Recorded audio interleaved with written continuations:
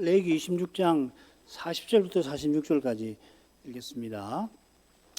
그들이 자기 죄와 그 열조의 죄와 및 그들이 나를 거스린 허물을 자복하고 또 자기들이 나를 대항하였으므로 나도 그들을 대항하여 그 대적의 땅으로 끌려갔음을 깨닫고 그 할례받지 아니한 마음이 낮아져서 그 죄악의 형벌을 순히 받으면 내가 야곱과 맺은 내 언약과 이삭과 맺은 내 언약을 생각하며 아브라함과 맺은 내 언약을 생각하고 그 땅을 권고하리라. 그들이 나의 법도를 싫어하며 나의 규례를 멸시하였으므로 그 땅을 떠나서 사람이 없을 때에 그 땅이 황폐하여 안식을 누릴 것이요 그들은 자기 죄악으로 형벌을 순히 받으리라. 그런즉 그들이 대적의 땅에 거할 때 내가 실어버리지 아니하며 미워하지 아니하며 아주 멸하지 아니하여 나의 그들과 세운 언약을 폐하지 아니하리니 나는 여호와와 그들의 하나님이 됨이라. 내가 그들의 하나님이 되기 위하여 열방의 목전에 애굽에서 인도하여 낸 그들의 열조와 맺은 언약을 그들을 위하여 기억하리라. 나는 여호와니라. 이상은 여호와께서 시내산에서 자기와 이스라엘 자손 사이에 모세로 세우신 규례와 법도와 율법이니라. 레위기 26장의 이 언약문은 가나안을 향한 행진 직전에 베푸신 것인데 가나안 들어가기 직전에 베푸신 신명기 28장의 언약문과 형식이나 내용에서 거의 같습니다. 신명기가 좀 길죠.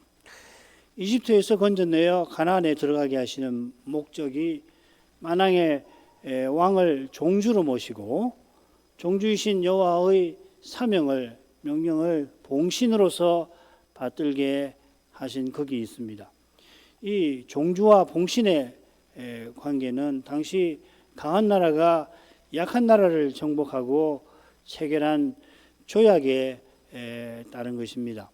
당시 히타이트 조약과 시내산 언약을 비교를 해보면 형식에서 매우 비슷합니다만은 내용에서는 그야말로 천량지차가 납니다. 아무리 뛰어난 황제라도 만왕의 왕이신 여호와께 감히 비기지 못합니다. 그 권세와 지혜에서는 물론이고 특별히 그 사랑과 선하심에서 비기는 것 자체가 오히려 여호와께 송구할 정도입니다. 가령 시내산 언약의 근간인 제사장나라와 거룩한 백성을 위한 제도만 보더라도 이 제도들은 무엇보다 여호와께서 여호와의 종이 되셔서 죄인의 죄를 담당하시고 겸손한 자들의 영원한 제국을 장차 세우실 것을 가리킵니다. 제도만 아니라 규례와 법도에도 여호와의 인자하심과 신실하심이 드러나므로 거기 메시아의 영광이 비칩니다. 모든 성경이 내게 대하여 증거한다 하는 이 주님의 선언은 참되고 진실할 뿐 아니라 차라리 거룩하고 신비합니다. 여호와께서 행하시는 일마다 신실하시고 이루시는 행사마다 인자하시니 거기 일마다 메시아의 영광이 드러나는 것입니다. 이것이 바로 하나님의 영광을 아는 빛이 그리스도의 얼굴에서 비친다 하는 뜻이기도 합니다. 여호와께서 히타이트 조약과 형식상 유사하게 시내산 언약을 체결하시는 거기서도 메시아의 영광, 지극히 낮아지심으로 그 영광을 드러내신 것입니다. 태초에 여호와께서 아담과 하와에게 말씀을 건네시는 거기서 이미 낮아지셨습니다. 웨스트민스터 신앙고백서 7장 1절을 읽어보면 지극히 낮아지신 거죠. 하나님과 피조물 사이가 간격이 심히 커서 하나님 편에서 낮추어 주셨으니까 심히 낮아지신 것입니다. 언약문에 메시아의 영광이 비추는데 오늘 살필 본문에서 특히 그러할 것입니다. 셋으로 나눠볼 수 있습니다. 40절, 41절 이스라엘이 포로로 잡혀가서 형벌을 순히 받는다는 거고 42절이 한가운데 나오는데 여호와께서 언약과 그 땅을 기억하신다는 거고요. 43절부터 45절은 이스라엘을 버리지 않고 언약을 피하지 아니하고 기억하신다. 뭐 이런 내용입니다. 가운데 여호와께서 그 언약과 그 땅을 기억하시겠다 하는 약속이 나오고 앞뒤로 짝을 이루는 내용이 나올 겁니다. 첫째 부분과 셋째 부분에 공통되는 낱말, 비슷한 표현들만 보아도 둘이 짝을 이루는 것을 금방 확인할 수 있는데 한번 대기 돌아가셔서 공통되는 낱말이 있나 표시를 해보시고 또 비슷한 말, 표현, 열조가 나오는데 사실 다른 낱말입니다. 그런데 뜻은 같아요. 자, 이렇게 줄거리를 살피는 데는 중요한 이유가 있습니다. 번역대로 하자면 41절은 조건절이죠. 그래서 41절은 뭐 한다면, 순위 받으면 이렇게 끝납니다. 이스라엘이 포로 잡혀가서 형벌을 순위 받으면은 그 조건에 따라서 그렇게 조건을 채우면은 여호와께서 언약과 약속의 땅을 기억하실 것이다. 이렇게 읽히지요. 그런데 같은 내용이 순위 형벌을 받는다 하는 내용과 표현이 43절에서는 조건으로 나오지 않지요. 그들은 자기 죄악으로 형벌을 순위 받으리라 하고 더욱이 땅이 안식을 누릴 것이다 하는 약속이 순위 받을 것이다 하는 약속보다 먼저 나와요. 41절대로 하면은 순위 형벌을 받으면은 내가 땅을 기억하여 안식을 누리게 하리라 하신 것이 됩니다만은 43절은 42절에 여호와께서 언약을 기억하셔서 일어나는 일들로 나옵니다. 여호와께서 언약을 기억하시니까 땅이 안식하게도 되고 백성도 회개하게 되는 것입니다. 자, 이런 내용이 이미 다섯째 저주, 지난 시간에 살핀 이 저주 한가운데 34, 35절에 나왔지요. 포로 귀환은 물론이고 무릇 모든 구원은 오직 은혜에 달려 있습니다. 우리가 믿어서 구원받지만 우리의 믿음은 수단이지 근거가 아니요. 마찬가지로 공로가 아니라 회개와 더불어서 믿음은 오직 은혜의 선물인 것입니다. 자, 먼저 첫째 부분 읽지요. 그들이 자기 죄와 그 열조의 죄와 및 그들이 나를 거스린 허물을 자목하고 또 자기들이 나를 대항하였으므로 나도 그들을 대항하여 그 대적의 땅으로 끌려갔음을 깨닫고 그 할례 받지 아니한 마음이 낮아서 그 죄악의 형벌을 순히 받으면은 이 40절은 사실 그런데 하고 접속사가 나오는데 번역은 안 됐습니다. 그런데가 좋은지 그리고가 좋은지 영어 역본을 보면 둘로 나뉘어요. 사실 가리기가 쉽지는 않습니다. 그 이유가 다섯째 저주의 내용에 있을 겁니다. 이스라엘이 여호와와 대항하여 여호와께서 그들을 대항하실 겁니다. 그 결과로 이스라엘이 열방 중에 망할 것입니다마는 그러는 중에 여호와께서는 그들이 허문 언약을 이루시지요. 그게 34, 35절입니다. 그러니까 여호와께서 언약을 이루시는 사실에 비춰보면 이어나온 내용은 그리고가 자연스럽고 그들이 망할 것이다 하는 사실에 비추면은 그런 데가 더 좋습니다. 어떤 편을 택하든지 은혜의 거룩함을 놓쳐서 안 될 겁니다. 문맥에 뭐가 자연스러운가 그건 의랑 살펴야 합니다만 당연합니다만은 그보다 당연한 것은 심판하시는 여호와께서 구원하시는 이 신비를 놓치지 아니하는 겁니다. 성경을 쫙 읽을 때 이걸 꼭 쥐어야 한단 말이죠. 이것이 복음에는 하나님의 의가 나타난다. 로마서 1장 17절 말씀의 핵심이고 로마서의 이 사도의 구원에 있어서 핵심이죠. 하나님이 아들을 십자가에 아끼지 않고 내어주신 까닭에 이게 하나님의 의 아닙니까? 죄인을 의롭다 하실 때에 오히려 의로우실 뿐만 아니라 더욱 그러하십니다. 죄인을 의롭다 이것만 봐서는 아니 죄인을 의롭다고 하면 그 불의한 거 아닌가 그렇게 생각할 수 있지만 오히려 의로우실 뿐만 아니라 더욱 그러하시다 할 수 있습니다. 요컨대 이제 살필 말씀은 여호와께서 장차 여호와의 종이 되셔서 행하실 뜻과 붙어 있는 것입니다. 포로 잡혀간 그들이 자복할 겁니다. 그들이 자기 죄만 아니라 그 열조의 죄도 자복할 것입니다. 다니엘이 예레미야의 예언 곧 하나님 말씀이 곧 이루어지겠다 이루어질 것을 깨닫고서 열조의 제도 자복하면서 약속대로 이스라엘의 포로를 돌이켜 주실 것을 구합니다. 다니엘이 열조의 죄를 자복한 것은 그가 하나님 언약을 잘 깨달았던 것입니다. 오실 메시아께서 하늘에 계신 우리 아버지여 이렇게 부르라고 하시면서 아버지께서 우리의 죄를 사하여 주옵소서 이렇게 간구하라 가르쳐 주셨는데 다니엘도 여호와께서 이집트에서 건져서 제사장 나라와 거룩한 백성 삼으신 그 뜻에 자기 백성이 자기 열조가 얼마나 거슬러 행하였는지를 철저히 깨달았던 것입니다. 이사야도 여호와의 거룩하신 영광을 하늘에서 배웠을 때 내가 입술이 부정한 자로서 입술이 부정한 백성 중에 거하면서 만군의 여호와이신 왕을 배웠습니다. 그래서 나는 망하게 되었다 고백하지 않았습니까? 나만 예수 믿고 천당 가면 그만이라 하는 이런 태도는 참된 믿음에 부족합니다. 아주 특징적으로 예수 믿고 천당 이렇게 표현했지만 표현은 다르지만은 그럴듯하지만 결국은 이런 신앙이 얼마나 많은지 모릅니다. 참된 믿음은 함께 그리스도의 몸답게 그리스도를 드러내고 머리신 그리스도께로 자라나가는 그 거룩한 사명을 한시도 잊지 못할 것입니다. 포로 잡혀간 이스라엘이 자기 열조의 제도 자복하는 것은 오실 메시아와 그분의 거룩한 사회를 멀리서 바라본 것입니다. 그들의 죄와 그들의 열조의 죄가 어떤 것인가 여호와께서 분명히 지적하시는데 그것이 나를 거스린 허물이라는 표현입니다. 이 허물이라고 새긴 낱말 히브리 말로는 마알이라고 읽고요.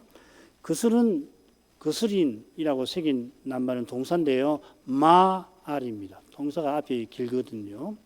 우리말로 하면 똑같은데 동사는 마가 장음입니다. 이 표현은 속죄제에 드리는 죄를 가리키죠. 우시아가 말년에 교만해서 성소에 들어가서 분향하려고 할 때에 저지른 그 죄입니다. 그처럼 이스라엘이 멸망할 때 제사장의 어른들과 백성도 크게 범죄하여 마알을 마알하여 이렇게 됐습니다. 마알이라고 하는 죄를 범하였다. 그런데 크게 범죄하였다.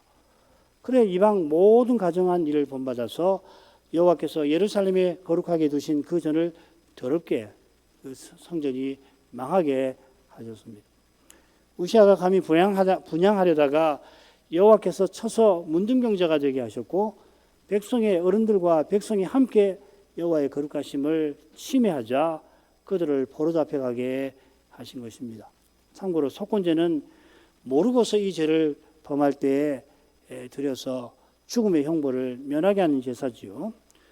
속건제가 여호와를 대적하는 죄를 다룬다면은 속죄제는 여호와를 떠난 죽음의 상태로서의 죄를 다루는데 여호와를 떠난 상태가 심해지면 결국 대적하게 되는 겁니다.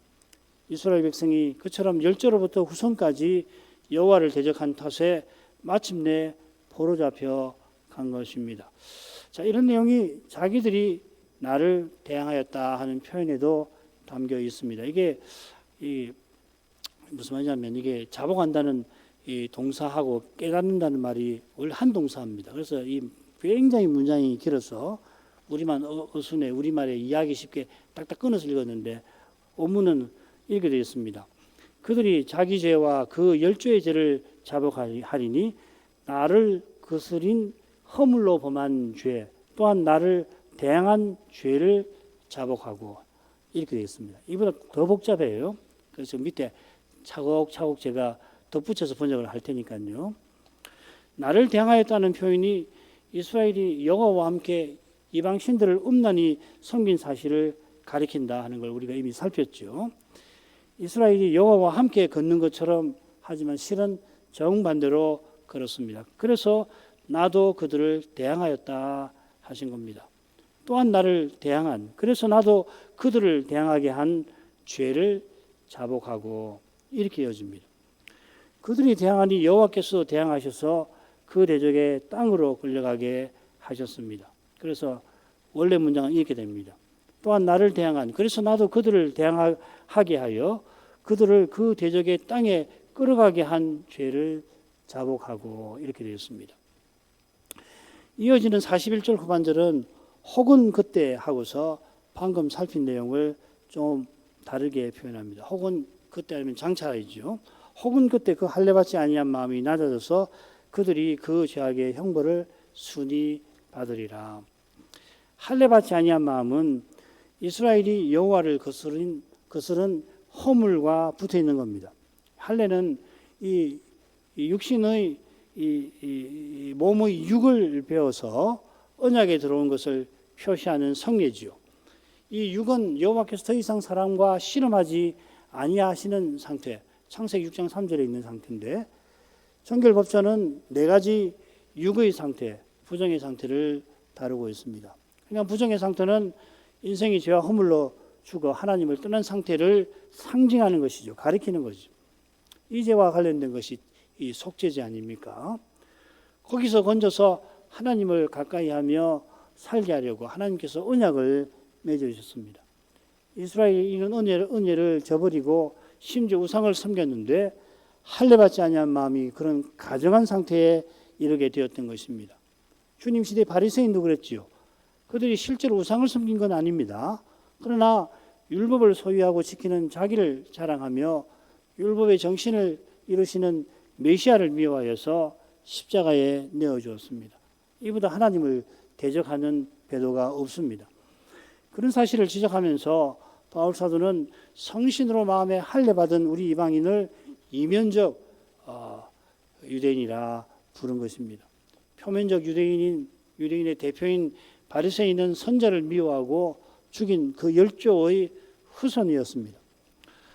우상을 섬기고 선자를 죽이던 이스라엘이 그 마음이 낮아져서 그 죄악의 형벌을 순히 받습니다. 한글 개역 성경이나 여러 영어 성경이 이 부분에서 순히 받으면 하고 새깁니다마는 앞선 다섯째 저주에 비춰보면 이런 일이 사람의 경험이나 생각에서는 도무지 일어날 수 없는 일입니다. 마찬가지로 여호와께서 언약의 저주를 경고하실 때 저주하신 일이 장차 일어날 일로 말씀하셨지 순전히 법적인 조건, 만일에 너희가 이렇게 한다면은 내가 이렇게 저주를 내리겠다, 순전히 법적인 조건과 거기에 따른 형벌로만 말씀하시지 않았습니다. 회개와 믿음이 타락한 마음에서 절대 나오는 게 아니라 하나님의 자비로우신 은혜에서 생기는 것이듯이 이스라엘이 장차 징계 아래 마음이 낮아져서 형벌을 순히 받는 것도 하나님이 장차 언약 이루실 그 사실에 근거하는 겁니다. 한 가지만 더 생각해 보죠. 이 순히 받는다라고 새긴단 말, 히브리 말로 라짜라는 말이에요. 라차라는 말인데 레위기 언약문에만 5번 나옵니다. 여기만 나옵니다. 3번은 어떻게 나오냐면 이스라엘의 포로 동안 언약의 땅이 안식을 누린다, 이렇게 번역해 놓았고요. 2번은 포로 잡혀간 이스라엘이 형벌을 순히 받는다, 이렇게 새겨 나왔습니다. 이 라짜라는 말은 여호와 하나님이 자기 백성을 사랑하시고 받아주시는 데 자주 씁니다. 아주 특징적인 게 여호와의 종을 내 사랑하는 자 할 때 그 말입니다. 근데 기뻐하는 자일 수 있겠네요. 이스라엘이 포로에서 돌아오는 것을 가리켜서 여호와께서 라짜, 은혜를 베푸신 것이라 합니다. 이런 은혜가 가나안 땅이 안식을 누리는 것이나 이스라엘이 낮아져서 형벌을 순히 받는데 나타나는 것입니다. 두 번째로 하죠. 이 은혜가 어디서 나오나? 두 번째 부분 보십시다. 내가 야곱과 맺은 내 언약과 이삭과 맺은 내 언약을 생각하며 아브라함과 맺은 내 언약을 생각하고 그 땅을 건고하리라. 우리말 번역대로 하자면은 41절에 이스라엘이 낮아져서 순히 형벌을 받으면은 그러면은 여호와께서 언약을 생각하겠다, 이렇게 읽힙니다마는 사실은 여호와께서 먼저 언약을 생각하셔서 돌이키게 하시는 겁니다. 요컨대 앞서 살핀 줄거리처럼 한가운데 나오는 이 구절이 앞뒤로 나오는 내용의 핵심이 되겠습니다. 그 주제가 45, 45절에도 마지막에 나오죠. 그죠? 결론이니까 이 부분을 다시 받아서 거기에 써놓은 겁니다. 여기 생각한다, 또 공부한다, 똑같은 말입니다. 이 기억한다라고 새기는 히브리 말이네, 짜카르란 말인데, 이스라엘이 전쟁에 났을 때, 제사 드릴 때 제사장이 은나파를 부르면 여호와께서 이스라엘을 기억해 주신다 하셨죠. 기억하셔서는 전쟁에서 대적에게서 이스라엘을 구원하십니다. 언급하기가 송구스러운 내용인데, 여호와께서 평소에는 까마득히 잊고 계시다가 나팔이 불어서 일깨워라, 생각나게 하라, 그 말 아니겠죠. 가령 이스라엘이 나서는 전쟁은 여호와의 전쟁입니다. 여호와의 전쟁이라고 하는 것은 여호와께서 진두지휘하셔서 직접 치르시는 자기의 전쟁이십니다. 여호와께서 치르실 전쟁인데 귀찮아서 이스라엘들어 네가 나가서 싸우라 하시는 게 아닙니다. 오히려 친히 치르시는 전쟁에 이스라엘 군대를 써주시는 거죠. 그래서 마음이 약해가지고 전쟁에 나가기가 무섭다 하는 사람이 있으면 집으로 돌려보내라 그러셨죠. 다윗이 골리앗에게 맞설 때 여호와께서 나를 이 블레셋 사람의 손에서도 건져내시리이다 확신을 한 것도 자기가 여호와의 전쟁에 나선 줄을 안 까닭입니다. 다윗이 골리앗을 틀림없이 이길 거라고 나섰지 뭐 죽을 때 죽더라도 나서보자 한 게 아니잖아요. 이 전쟁에 여호와께서 특별히 이 제사장과 레위인을 참여하게 하시는 겁니다. 제사장은 여호와의 궁정에서 왕을 섬기는 신하니까 왕이신 여호와께서 어디로 가시든지 마땅히 모셔야 합니다. 그들이 거기서 여호와를 모시는데 제사와 찬미를 드리는 거죠. 광야에서는 언약궤를 메고서 언약궤 위 보좌 위에 앉으신 여호와를 그런 방식으로 모셨는데, 가나안에 들어와서는 특별히 다윗 시대 이후로는 레위 찬양대의 찬양이 궤를 메는 역할을 하는 겁니다. 그게 이제 시편 22편 3절이죠. 이스라엘의 찬송 중에 거하시는 여호와라는 말이 그 말이죠. 그 찬양 위에 여호와께서 보좌를 펼치시고 친히 전쟁을 치르시는 겁니다. 자기 신하들과 백성들에게 친히 여호와의 영광을 드러내십니다. 여기 이스라엘 구원도 있습니다. 이것이 여호와께서 이스라엘을 기억하심입니다. 그처럼 제사 지낼 때에 향기로운 냄새를 기뻐하시며 이스라엘을 더 가까이 이끄시는 것입니다. 거기서 이스라엘의 구원이 이루어져 가는 것입니다. 그처럼 우리가 예배 드릴 때 하나님께서 우리를 가까이 하시며 그 사랑의 영광을 드러내십니다. 우리가 그 영광을 뵙고 하나님의 자녀와 백성답게 변화받습니다. 우리가 찬미의 제사를 드려서 하나님을 가까이 하고 거룩한 삶으로서 하나님을 향합니다. 부활하신 그리스도가 구원의 주로서 이 위대한 일을 행하십니다. 아버지께서 이 그리스도를 통해서 우리의 구원을 이루십니다. 대지상으로서 그리스도는 간구하시며 아버지께서 자기 원수를 물리치실 것을 간절히 기다리십니다. 우리가 그리스도의 몸이니 마땅히 그리스도처럼 아버지를 전부로 모시며 전심으로 바라볼 것입니다.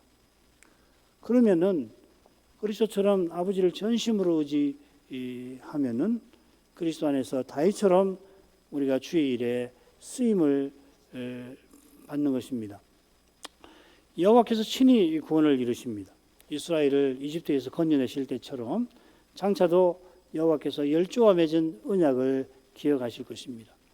아브라함과 언약 맺으실 때로 돌아가 보면 여호와께서 친히 구원을 이루시는 진리가 환히 드러납니다.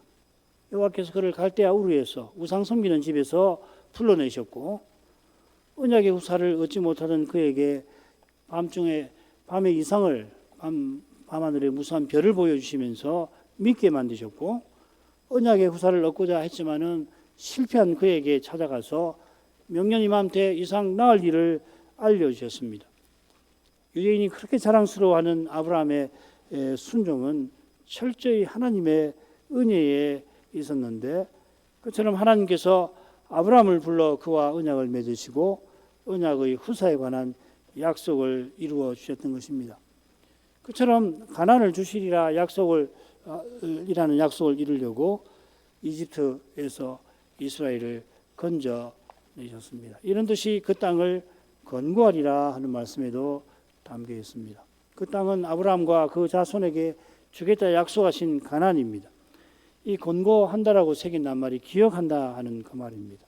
그 땅을 기억하신다 하는 것은 아브라함에게 약속하신 것을 이루시겠다 하는 뜻입니다. 언약의 후사에 관한 약속이 오실 메시아에 관한 것이듯이 그 땅에 관한 약속은 메시아께서 세우시는 영원한 제국에 관한 것입니다.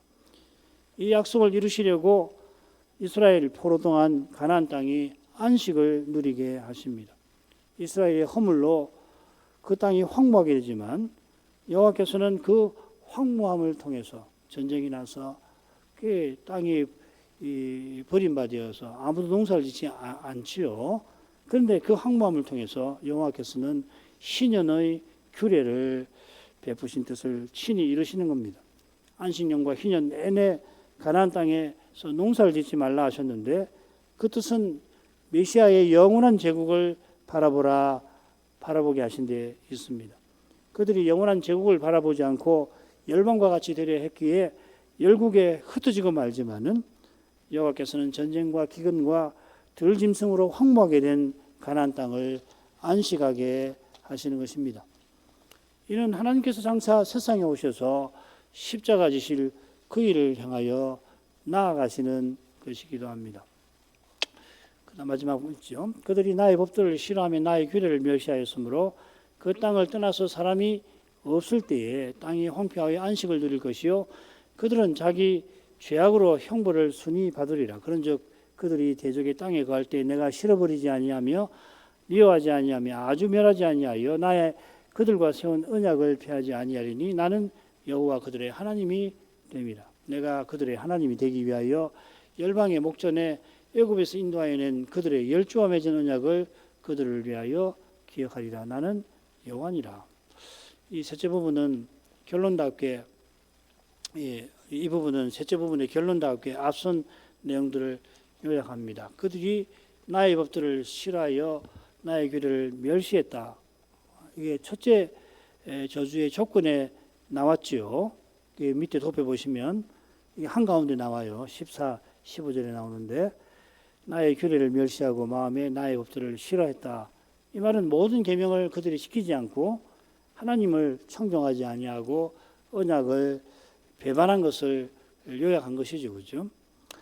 다섯째 저주까지 매번 여호와의 처벌이 7배씩 커집니다마는 처음 저주를 받을 때부터 이스라엘은 여호와의 저주를 피하지 못할 상태였다 하는 것을 법도를 싫어하고 규례를 멸시하는 태도가 잘 보여주는 것입니다. 이들이 언약을 배반하여 포로 잡혀갑니다마는 그 땅은 안식을 누리고 저주받은 백성은 순히 형벌을 받습니다. 그 이유가 44절에 나옵니다. 44절 처음에 나오는 그런 적은 매우 이례적인 번역입니다. 대부분의 영어 번역은 랍비들의 해석을 따라서 그럼에도 불구하고 라고 새겼습니다. 이 역시 40절 처음에 나온다고 말씀드린 그 접속사와 비슷한 겁니다. 한글 개역이 그런즉 한 것은 43절에서 땅이 안식을 누리고 백성이 순히 형벌을 받는 것을 강조한 것이고 영어 번역들이 그럼에도 불구하고 한 것은 이스라엘이 언약을 어겨 포로 잡혀간 것을 강조한 것으로 보겠습니다. 이스라엘이 여호와의 법도를 싫어하고 규례를 멸시하여 포로 대적의 땅에 있지만 여호와께서 싫어하지 아니하시고 멸시하지 아니하십니다. 이게 싫어하지 않으신다 하고 새길 수 있는데 싫어 버리지 아니하시며 같은 말입니다. 이게 한남을 싫어 버리지라는 말이 싫어하여 하고 같은 말입니다. 똑같은 낱말이 문맥에 맞게 조금 다르게 번역이 되어 있습니다. 싫어하지도 멸시하시지도 아니하신다. 그들을 아주 멸하지 아니하시고 언약도 폐하지 아니하십니다. 싫어하지 아니하시는 것이 언약의 복에 나왔지요. 그죠? 11절에 내 성소를 가운데 두고 그들을 싫어하지 아니할 거다. 이스라엘이 폐한 언약을 여호와께서 친히 이루실 것입니다. 그 이유가 나는 여호와 그들의 하나님이 됨이라 선언하신 데 있습니다. 이스라엘은 여호와의 법도와 규례를 싫어하고 여호와를 버립니다마는 여호와께서는 그들을 버리지 않고 그들을 위하여 언약을 이루십니다. 바울 사도가 로마서 11장에서 이 주제를 매우 중요하게 다루죠. 사도의 눈앞에는 유대인 형제들이 시기심에 불타가지고 사도를 당장에 죽이려고 합니다마는 장차는 그들이 시기심에 여호와 그리스도께로 대거 돌이킬 것이라고 사도가 전합니다. 11장에 여러 군데서 나오죠, 그죠? 도표는 참고하시면 됩니다. 하나님이 자기 백성을 버리지 않는다 하고서 그러면 어떻게 하시는가?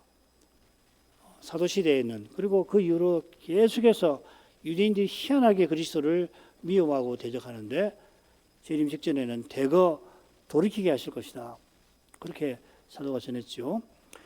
이방인의 구원이 하나님의 신비한 은혜에 있듯이 은혜로우신 하나님께서 하나님을 저버린 유대인을 버리지 아니하시고 신비한 방식으로 구원하십니다.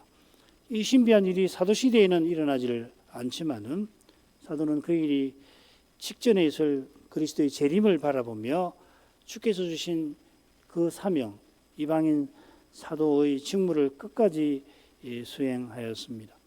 모세도 약속하신 메시아를 바라보며 기어코 포로 잡혀가고야 말 자기 백성의 끔찍한 현실을 인내합니다. 나는 여호와라 하신 하나님께서 틀림없이 장차 메시아를 보내실 거라고 믿고서 모세는 앞으로 39년 동안 이 크고 두려운 광야에서 완고한 자기 백성과 함께 유리하면서 출애굽의 그 은혜를 마음에 새기고 또 새기게 될 것입니다. 이것이 45절에 나온 여호와의 약속과 붙어 있을 것입니다. 46절로 바로 가죠. 이상은 여호와께서 시내산에서 자기와 이스라엘 자손 사이에 모세로 세우신 규례와 법도와 율법이니라. 이 구절에 담긴 교훈은 우리가 이미 살폈습니다. 특별히 이 시내산에서라고 하는 이 표현이 25, 26, 27장을 묶어주죠. 언약문에 보면 27장, 26장에 보면 여호와께서 희년 규례를 친히 성취하실 약속이 담겨 있고 이 27장에도 이 희년 규례에 관한 내용이 나올 겁니다. 그러니까 이 희년 규례가 거룩한 백성을 위한 제도라고 하는 것을 잘 보여줍니다. 모세로 세우신 이 결국은 이 중보자 안에 그리스도를 가리키는 거죠. 이만큼 하죠. 여호와께서 가나안을 향한 행진 직전의 언약문을 이스라엘에게 베푸셨습니다. 이 언약문은 이스라엘의 먼 장래만 아니라 결국은 역사의 종말에 있을 일도 계시합니다. 그 일은 여호와께서 언약을 기억하시는 겁니다. 친히 여호와께서 언약을 이루시겠다 뜻을 밝히시는 겁니다. 이는 이스라엘이 이미 그랬고 곧 그럴 것이고 앞으로 더욱 언약을 허물 그 죄의 역사와 붙어 있습니다. 바울이 로마서에서 힘써 전한 하나님의 의가 이런 이 죄의 역사와 이 불순종의 역사와 붙어 있습니다. 여호와께서 마침내 여호와의 종으로 세상에 오셔서 십자가와 부활로 옛 언약을 이루셨습니다. 이처럼 의로우신 하나님이 그리스도 믿는 우리를 의롭다 하십니다. 우리를 의롭다 하신 것은 우리가 하나의 새로운 사람으로 그리스도로 말미암아 성신 안에서 아버지께 나아감을 얻게 하신 것입니다. 이게 하늘 예배에 이르게 하신 것이죠. 이 예배에서 그리스도는 아버지 이름을 우리에게 선포하시고 우리 중에서 아버지를 찬송하십니다. 이것이 여호와께서 이스라엘과 언약을 맺으신 궁극적인 목적이기도 합니다. 이 놀라운 실제가 이 시대 주님의 교회들의 가장 절실한 것일 겁니다. 오늘도 이 은혜를 우리가 더욱 구해야겠습니다. 때를 따라 도우시는 은혜를 이제도 구하겠습니다. 신학교와 신학생들 또 7월 11일에 있을 두 번째 조사 실시를 위해서 기도해 주시길 바랍니다. 기도하겠습니다. 같이 기도하겠습니다. 거룩하신 아버지, 옛적에 이스라엘과 시내산에서 언약을 맺으시고 그 언약을 이룰 길을 친히 내셨습니다. 언약을 세우시는 것도 여호와께서 주도하신 것입니다. 이스라엘은 당시 강대국과도 조약을 맺을 만한 그런 처지가 못 되었습니다. 본래 대제국 이집트에서 노예로 살고 있었는데 여호와께서 아브라함과 맺으신 언약을 기억하셔서 거기서 그들을 건져내 주셨습니다. 여호와께서 모든 나라를 다스리시는 만왕의 왕이신데 세상에서 가장 작은 이 민족을 자기의 특별한 소유로 왕의 특별한 제물로 삼아주신 것입니다. 삼아주실 때 이 민족이 의젓한 나라라도 되는 것 마냥 고대 근동의 국제 조약과 비슷한 형식으로 언약을 세워주신 줄 믿습니다. 이를 위하여 여호와께서 얼마나 낮아지셨겠는지 헤아릴 길이 없습니다. 형식에서 비슷하지만 내용에서 이 세상 어떤 조약에서도 찾아볼 수 없는 그런 거룩하고 고귀한 일을 여호와께서 이스라엘에게 행하셨습니다. 그들이 여호와를 가까이 하는 제사장 나라가 되도록 하늘을 열어서 모세에게 성막의 식양을 보여 주셨습니다. 그처럼 모세를 통하여 세워주신 제사장과 제사의 규례도 얼른 봐서는 주변 나라의 그런 종교 예식과 비슷한 데가 있긴 하지만 그 규례는 죄인이 여호와를 가까이 하는 그 거룩한 길을 보여줍니다. 그 길이 장차 보내실 메시아이십니다. 이 메시아께서 그 규례를 내리시던 여호와이신 사실이 선자를 통하여 더욱더욱 드러나게 하셨습니다. 이사야는 우리에게 한 아기가 나는데 그 아기가 전능하신 하나님이시며 다윗의 위에 앉아 영원히 제국을 세우실 분이라 예언하였습니다. 그런 분이 임마누엘 되시려고 동정녀의 몸에서 태어날 것이라고도 그가 예언하였는데 메시아가 동정녀의 몸에서 태어나는 일도 신비하지만 그러나 하나님이 사람 되시는 일도 못지않게 신비합니다. 어떻게 이사야가 이런 신비를 다 깨닫게 됐는지 오직 성신께서 그를 하늘 어전에 이끌어서 하나님의 이상을 보고 깨닫도록 하신 거기에 그 비결이 있음을 믿습니다. 이 모든 신비가 그러나 여호와께서 여호와의 종이 되셔서 우리 인생대로 거룩하신 하나님을 가까이 할 수 있는 그 길, 그 십자가를 가리키고 있습니다. 이 신비를 이사야가 여호와의 종의 노래에서는 마치 십자가를 직접 본 사람 마냥 전합니다. 성신께서 깨닫게 하시지 않고서 어떻게 사람이 이런 일을 예언할 수가 있나이까. 그처럼 모세에게 성막과 제사장과 제사 규례를 내리실 때에도 성신으로 그 규례에 담긴 이 계시를 비밀을 알리신 줄 믿습니다. 마찬가지로 여호와께서 안식년과 희년의 규례를 세우실 때에도 이스라엘이 메시아의 영원한 제국을 바라보게 하려 하신 것입니다. 얼마나 놀라운 제국인지 조금이라도 헤아릴 수 있도록 특별히 희년 규례를 통해서 그들에게 거룩한 빛을 비추어 주셨습니다. 성막 제도가 그러하듯이 이 희년 규례도 이 세상 나라에서는 꿈에도 생각지 못할 그러한 제도였습니다. 그러나 그 규례가 가리키는 영원한 제국은 그저 땅을 빌린 판 땅을 돌려주고 1년 혹은 2년 내내 농사짓지 아니하여 하면서 성회로 모이는 정도가 아닙니다.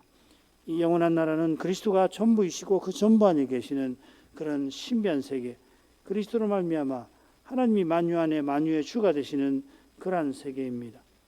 그 나라의 그리스도의 영광이 각 백성 각각을 통하여 충만히 드러나서 삼위의 영광이 영원히 더욱 드러나는 그러한 세계입니다. 그리스도가 오셔서 십자가 부활로 말미암아 이 거룩한 세계를 사도를 통하여 알려주신 것을 감사합니다. 이 거룩한 사회에 속하여 그 사회의 거룩함, 곧 그리스도의 거룩한 영광을 드러내고 살아가는 일이 하루라도 있다면, 아니 짧은 순간이라도 그리스도의 거룩하심을 드러낸다면 일평생 이보다 중요한 일이 없겠고 심지어 역사의 의미도 바로 여기에 있다 할 것입니다.